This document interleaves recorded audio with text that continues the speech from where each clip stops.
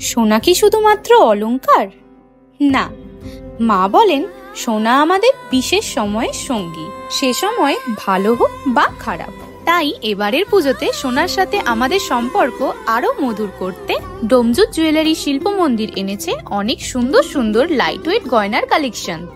HUID hallmark যুক্ত বিভিন্ন আধুনিক ডিজাইনের হার, কানের দুল, বালা থেকে শুরু করে আছে আধুনিক ব্রাইডাল সেট, যেগুলো সবই খাঁটি সোনায় ও যত্নে তৈরি।